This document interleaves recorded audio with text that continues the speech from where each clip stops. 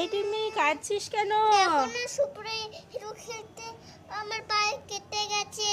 Super hero খেলতে খেলতে পা কেটে গেছে? মা তাই তো, কত রক্ত বেরোচ্ছে। দাঁড়া দাঁড়া, আমি মলম নিয়ে আসছি, ঠিক আছে? ঠিক আছে। এই বাবা, কত কেটে গেছে।